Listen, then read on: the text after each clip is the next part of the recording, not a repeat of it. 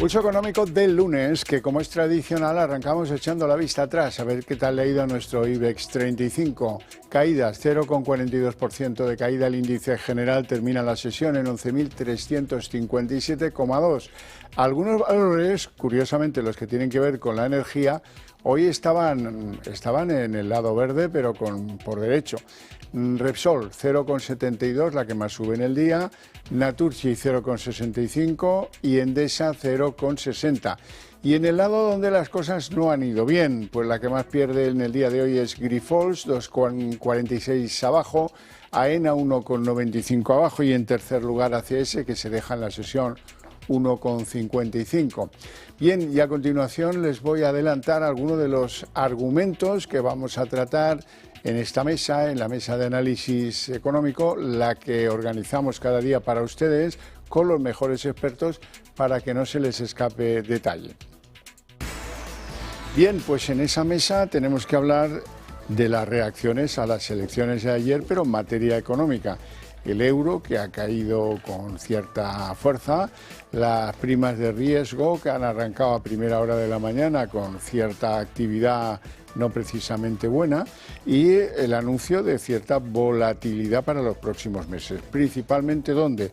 En Francia, que es donde se tienen que celebrar elecciones. Ya saben que Emmanuel Macron se las quiere jugar con Marine Le Pen y quiere que sea cuanto antes, por lo que parece.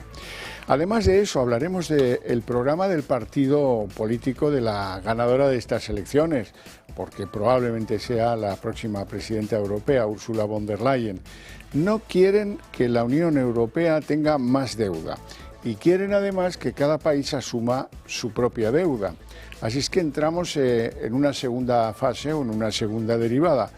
La pregunta va a ser, a partir de cuando la von der Leyen entre en funciones y esto sea una realidad, ¿cómo refinanciamos el Estado español? Esa será la pregunta, me temo, del millón de euros. En fin, don Juan Iranzo, catedrático de Economía Aplicada y director de Armadata. Muy buenas tardes. Buenas tardes, y esperando que el resultado de ayer de las elecciones pues cambie el curso, la dirección de la política económica, sobre todo la política medioambiental en Europa, para conseguir esos objetivos que anunciaba la señora von der Leyen. Los perdedores, sobre todo los grupos políticos, son los verdes. Sin lugar a duda. Entonces, porque evidentemente su acción en los últimos años en Europa ha sido nefasta. La pérdida de competitividad de nuestra economía, el desastre de algunos sectores como la agricultura, como el automóvil, etcétera, se debe precisamente, sobre todo, a la acción de los verdes y, sobre todo, el cierre de las centrales nucleares en Alemania. Sí, la famosa agenda. Don Miguel Ángel Cicúendez. Buenas tardes. Vicepresidente de ASEAFI y consejero de Eurohispano Opciones SICAP. Buenas tardes. Buenas tardes y bien hallado aquí. Bueno, lloviendo en Madrid un poquito, pero bien. Eso está bien. Cuando llueve, eso es dinero en las arcas de no se sabe quién, pero es dinero. Donde hay pantanos y dónde recogerlos. Sí. El IBEX. Hoy hemos tenido una sesión de dudas, aunque los resultados en España no cambian nada trascendental. Ha sido unas dudas que tienen más que ver con el acto reflejo de a ver cómo se acomoda la nueva política europea, pero bueno. En cualquier caso, pues ahí están. Hombre, yo creo que efectivamente, en primer lugar, se abre una cierta incertidumbre porque todos esperamos que haya una nueva política económica, pero ya veremos. En segundo lugar, y lo hemos comentado en varias ocasiones por reacciones de los mercados ante medidas de bajadas de impuestos, etcétera, yo empiezo a pensar que los mercados financieros son socialdemócratas, y cualquier atisbo de cambio respecto a esa socialdemocracia que tiene Europa, pues les da miedo o cuando menos prevención.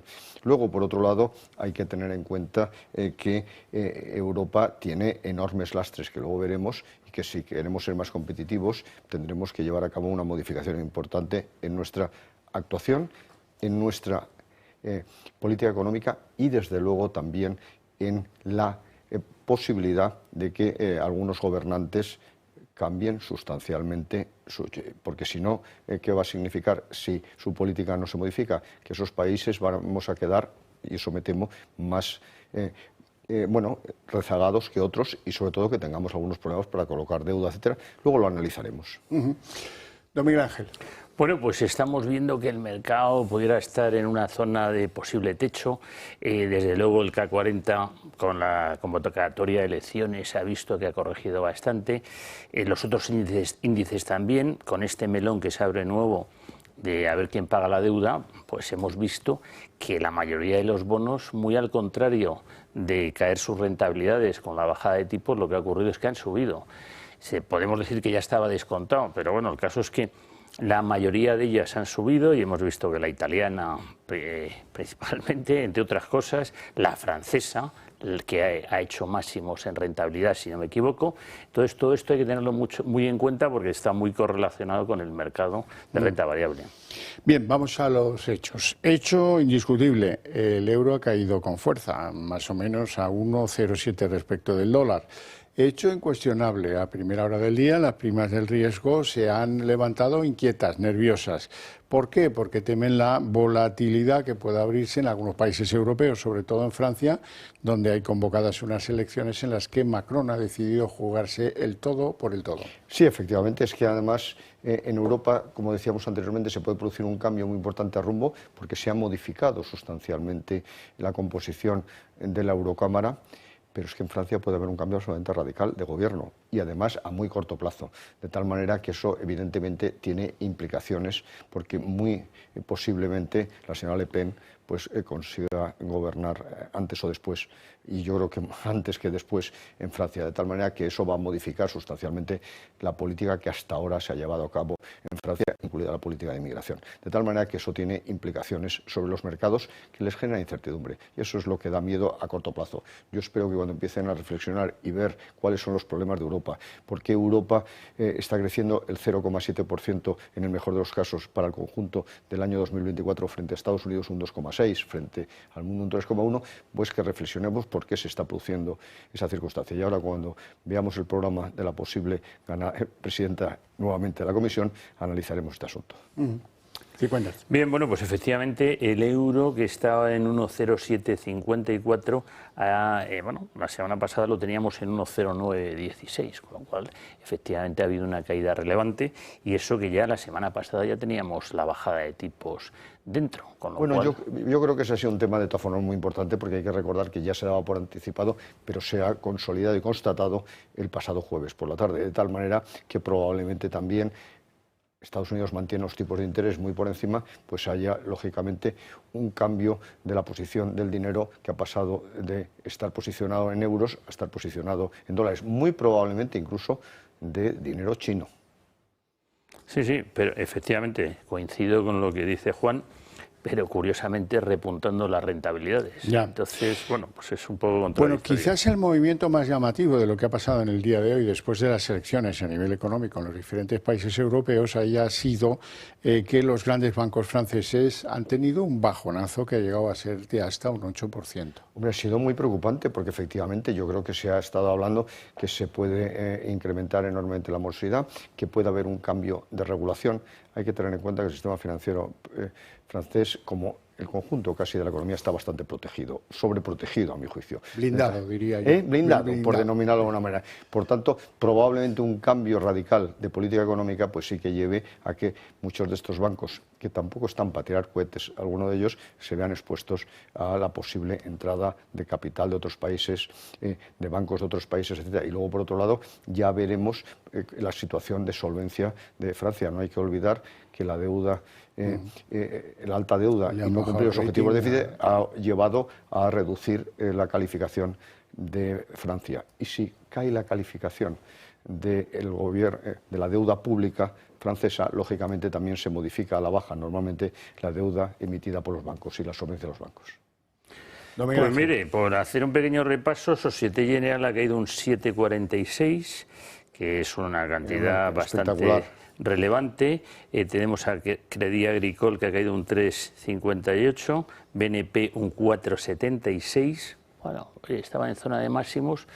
A nosotros, que estamos con mucha liquidez, pues tenemos que empezar a ver estos valores para ver si entran en valoraciones interesantes. Bueno, y el programa de la que probablemente sea renovada como presidenta de de la Comisión en la Unión Europea. Esto es una votación un poco estelar, ya se lo contaré con más tiempo en la redacción abierta si hay lugar y ocasión, pero esto lo deciden los presidentes de los diferentes gobiernos, no las elecciones de ayer.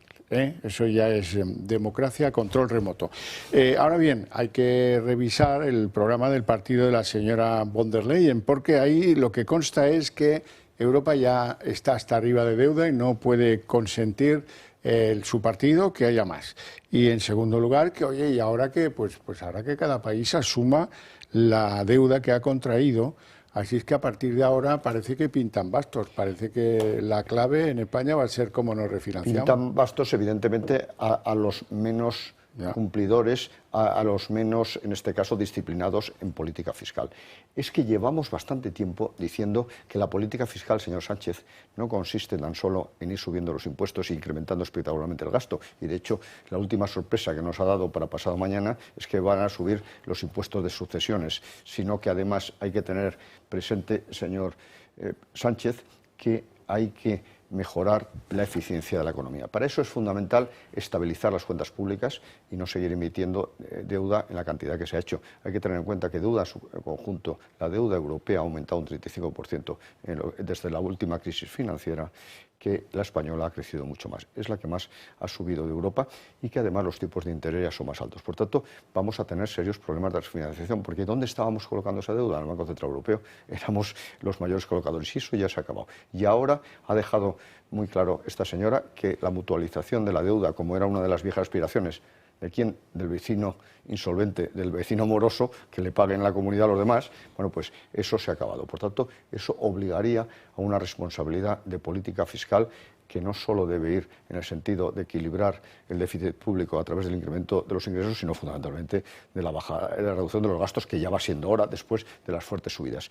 Y luego, la señora von der Leyen también lleva una cosa muy importante, que ha aparecido ahí en los rótulos: mejorar la competitividad frente a Estados Unidos y China. Por supuesto, estamos perdiendo competitividad de una manera escalofriante. Eso explica los ritmos de crecimiento a los que yo me refería anteriormente. Europa crece la tercera, cuarta parte que lo hace Estados Unidos, ya no digamos que China, y Alemania es que está estancada. Por tanto, aquí hay algo que falla. ¿Y qué es lo que falla? En primer lugar, los costes laborales, que está siendo espectacular. Lo comentábamos para el conjunto de los países europeos el otro día, 4,7 en el primer trimestre. Alemania, el 6,2 de crecimiento de los costes laborales. ¿Y saben ustedes España cuánto que ha salido hoy? El 7,5. De tal manera que una barbaridad. ¿Y eso qué significa? Mucha menos competitividad. Si a ese incremento de los salarios le estableces también un incremento de otro tipo de costes vinculados al medio ambiente, costes medioambientales, evidentemente la competitividad se va perdiendo respecto a los países líderes. ¿Y eso qué implica? Menos exportaciones, más importaciones y menos crecimiento, y eso es lo que tenemos. Por tanto, hay que llevar a cabo un cambio fundamental en la política económica, tanto de Europa como del conjunto de los países, porque vamos camino del abismo. Y desde luego, la Agenda 2030, que algunos pretenden seguir defendiendo, es un tiro en el pie para el caso de Europa. Bueno, coincido con todo lo que ha dicho Juan, simplemente creo que es una buenísima noticia, porque así no nos endeudaremos in eternum. Vamos con algún nombre propio. Noticia de hace un rato. El grupo emiratí Taqwa ha decidido a la limón con Criteria, pues que ya no van a asumir esa OPA media sobre Naturgy, habían negociado incluso la financiación de la misma, en fin, tal, pero algo ha pasado, total, que esa OPA no se va a producir tal como nos la tenían contada, ir conjuntamente, a medias, etcétera, etcétera. Pues hombre, yo supongo que tras esta noticia, porque claro, hay que conocer la letra pequeña, pues mañana corregirá, en principio, ¿no? Nosotros habíamos visto que estaba en un lateral total y teníamos cubiertas las posiciones a la espera de, cuando hubiera una buena oportunidad nueva, volver a entrar. O sea que a lo mejor en breve la tenemos. Presuntamente, el señor Cuervo, presuntamente, y el Gobierno tiene algo que ver probablemente en esta decisión, porque desde el primer momento calificó a Naturgy como sector estratégico e incluso habló que aumentaría la participación a través de Criteria, porque no olvidemos que pertenece a la Caixa y la Caixa tiene una participación del 16,2% del sector público, no tiene ninguna justificación. Y luego, por otro lado, hay que tener en cuenta que se habló de una incorporación directa del capital público a esa empresa, como ya se ha hecho en Telefónica, por considerarlas estratégicas. Ya está bien de esas actuaciones, pero en cualquier caso es obvio que, al igual que ya ocurrió con Talgo, y ya no hablamos casi de Talgo, pues que ahora también ha habido una obstrucción a lo que es el libre juego del mercado. Bueno, comentarles brevemente que parece que hay una recomposición de carteras, porque en el grupo CaixaBank a veces tenían participación la Fundación La Caixa, a veces Criteria, y hoy hemos sabido que han vendido su participación en Cellnex y que también quieren salir la Fundación de Telefónica, porque quien va a quedarse en Telefónica pues va a ser Criteria. En fin, bueno, pregunta a la que estamos obligados a responder: ¿por qué suben hoy las energéticas y lo hacen de una manera casi como si se hubieran puesto de acuerdo, don Juan? Pues efectivamente es difícil a priori justificar, porque no haya ningún cambio regulatorio que les favorezca, ni que se haya anunciado la eliminación o la reducción de ese impuesto extraordinario sobre la energía. Probablemente es porque en los últimos días se estaba anticipando un hundimiento del precio de la energía, tanto del petróleo como del gas natural y la energía eléctrica, y hoy ha habido un pequeño repunte. Probablemente esa es la razón fundamental, pero en cualquier caso el precio del petróleo está ya donde tiene que estar, que es en $79 el barril. Insisto, el precio razonable del barril está entre 70 y 80 dólares. Por debajo de ese precio penaliza enormemente a los países exportadores y a las compañías energéticas, y por encima a los importadores y a los consumidores. Por tanto, se está acercando al precio de equilibrio, y eso ha sido, a mi juicio, considerado positivo por las energéticas, en este caso por los inversores en energéticas. Estoy de acuerdo, solo a medias. Ha dicho a los importadores ya toman sus cautelas ya. Bien, se pueden cubrir efectivamente, pero en general penaliza efectivamente. Sí. ¿Cuántas veces no habrá visto usted y yo petroleros que dan la vuelta cuando están llegando a puerto porque especulan con 3 días más? Eso se llama mercado spot, efectivamente, el mercado spot. Sí. Vaya la cara que tienen algunos. Y la verdad, su pregunta, subiendo la rentabilidad de los bonos, pues tampoco tiene mucho sentido que suban las empresas energéticas. Misterio. Pero es que además, otra de las realidades de este mercado, que hablamos con bastante naturalidad de la OPEP, de la cartelización, en un país desarrollado como Estados Unidos, y probablemente también todavía en España, acabarían en la cárcel. Sí, efectivamente. Sí. Allí antes que aquí, pero bueno. Sin duda. Mucha gente no sabe que en Gilda el amante estaba buscado por Estados Unidos por haber cartelizado el mercado del wolframio, no por asesinato, no por robo, por haber cartelizado el mercado del wolframio, que era fundamental el wolframio como materia prima para endurecer los materiales durante la Segunda Guerra Mundial, los blindajes, etc. Sí, señor. Vamos con otro nombre propio, el BBVA. El presidente del BBVA, Carlos Torres, se ha dirigido a los accionistas de su compañía, animando a que participen de la buena nueva, que es la OPA al Sabadell, porque dice que supone una clara generación de valor.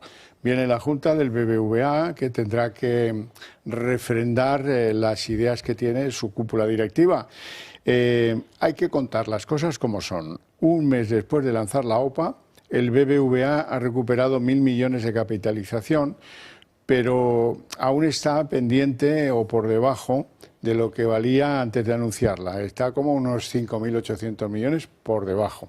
Pues efectivamente, ¿creará valor en el futuro? Pues posiblemente. ¿Qué es lo que quiere de verdad el BBV del Banco Sabadell? En primer lugar, su red de oficinas por el Mediterráneo, que está muy extendido.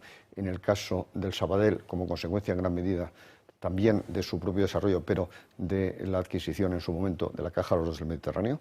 En cambio, el BBVA tiene un déficit muy importante de oficinas en esa zona. Y luego, por otro lado, el Banco Sabadell, de una manera muy racional, ha llevado a cabo una política muy eficaz de créditos empresariales bastante solventes, de tal manera que eso también le interesa, porque el BBVA tiene algunos déficits. Pero dicho lo cual, hasta ahora el valor que se ha creado es de menos 5.800 millones para los accionistas. Eso es lo que se ha creado. Por tanto, yo creo que es una OPA inadecuada, penaliza al Banco Sabadell, que va muy bien, y le cambiaría su estrategia radicalmente, pero yo no estoy tan seguro que incrementase mucho el valor del BBVA, y los mercados por ahora pues no lo consideran. Han reflexionado un poquito y ha subido 1.000 millones, pero es que perdía 6.800. Vamos con lo que ha dicho Carlos Torres. Hemos propuesto el canje de una nueva acción de BBVA por cada 4,83 acciones de Banco Sabadell. Esta ampliación no supondrá, por tanto, desembolso alguno por parte de los accionistas de BBVA. La unión de ambas entidades reforzará nuestro posicionamiento y escala en el mercado español y así conseguiremos una mayor eficiencia y rentabilidad. Miguel Ángel Cigüeñez, ¿qué te parece el BBVA? ¿Cómo afronta Bueno, el momento? yo simplemente, este es un lunes más donde no vemos color, en el sentido de que ni el Banco Sabadell ni BBVA suben. O sea, quiere decir que si corrige el BBVA un 1,35, el Banco Sabadell un 1,09. Bueno, de momento yo sigo fuera y estamos a la espera de nuevas noticias para entrar en estos dos valores. Muy bien. Pablo Hernández de Cos abandona hoy la jefatura, podríamos decir, el cargo de gobernador del Banco de España. Deja la institución después de haber peleado para recuperar la reputación perdida después de la crisis financiera. Y la verdad es que deja un buen sabor de boca porque ha sido una persona bastante, yo creo, dentro de las dificultades que este hombre debe haber tenido, que no me las conozco, pero ha demostrado independencia y eso es muy de agradecer. Pues efectivamente, para ser absolutamente objetivo hay que ser objeto. Yo soy sujeto. Y Pablo ha sido uno de mis mejores alumnos en el CUNEF y el otro día él lo reconocía en público. De tal manera que eso hace que le tenga especial aprecio, porque era muy brillante. Pero es que su trayectoria en estos 6 años que ha tenido de mandato ha sido magnífica, porque la reputación del Banco de España se había reducido sustancialmente, por una razón fundamental, porque la actividad básica que tiene el Banco de España en este momento es la supervisión bancaria. Y no se enteraron o no se quisieron enterar o no manifestaron la parte fundamental de la crisis financiera, como todos recordarán. Se enteraron de Caja de Castilla-La Mancha 2 años después de que lo supiéramos todos, de tal manera que se había perdido absoluta reputación.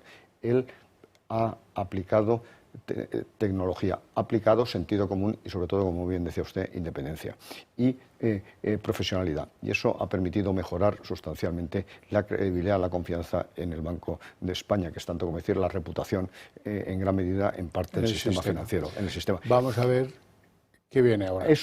Hoy se va a producir un hecho insólito. Técnicamente es la primera vez en 200 años que el Banco de España se queda sin gobernador, porque no hay sustitución directa del gobernador. La primera vez en 200 años. Es verdad que el Banco de España, en contra de lo que mucha gente piensa, son los públicos del año 62, desde la Ley de Bases de 1962. Antes era el de San Carlos. El Banco de San Carlos. Pero dicho lo cual, es la primera vez que se va a producir técnicamente esa situación. Es verdad que en la realidad no se va a producir porque la función fundamental del subgobernador, en este caso la subgobernadora Margarita Delgado, sustituir al gobernador hasta que se volviera a reponer, en este caso hasta que haya uno nuevo.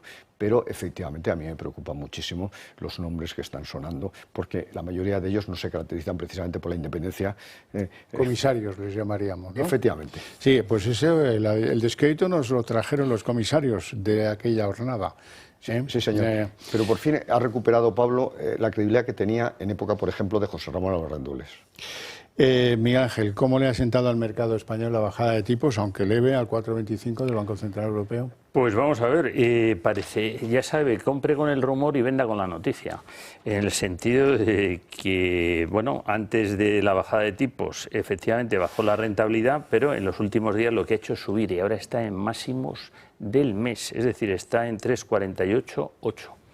He visto una noticia que no sé si hay algún desfase temporal respecto de las elecciones, supongo que sí, pero que me ha llamado la atención la confianza del inversor, esto que hace Sentix, en la eurozona ha subido casi 4 puntos en julio y bueno, es que a veces termina de encajar. Esa confianza, como a quien preguntan, es a los gestores, asesores, y estamos en zona de máximos, pues digamos que la confianza ha subido. Pero vamos, a mí cuando sube mucho la confianza, esta en concreto, en la que yo soy objeto y participo en ella y en la encuesta y doy mi opinión, a veces me hace sospechar. Cuando hay mucho optimismo, días de vino y rosas, peligro. Hombre, efectivamente, pero no es un optimismo fuera de lo manifiestamente declarable. ¿Por qué? Porque lo que ha significado es que por vez primera en las últimas subidas estamos en rango positivo. Bueno, es una buena noticia, pero además estamos en rango positivo por el efecto de las previsiones, que suben 10 puntos, porque la valoración sobre la situación presente es de -9. Ha mejorado ligeramente, pero sigue siendo muy pesimista. Por tanto, tampoco hay que pensar en que este índice de sentimiento está llevando a una alegría espectacular en los mercados, ni muchísimo menos. Un optimismo ¿La enorme. incidencia de la bajada de tipos sobre el mercado español, cómo lo ves? Pues yo creo que es positivo, pero básicamente está aumentando espectacularmente la demanda de hipotecas. Sí. Esas son las últimas bueno, datos. había gente, demanda retenida, se llama eso, Eso ¿no? es. Claro, había gente que estaba esperando a ver si Embalsada. ya, venga, vamos a por ella, ¿no? Eso es. En fin, no tenemos tiempo para más. Lo dejamos aquí con mi agradecimiento a estos dos caballeros por sus opiniones, por su presencia en el programa y a ustedes por su paciencia e interés. Para ustedes, eso sí, tengo premio. A la vuelta de publicidad, la redacción abierta.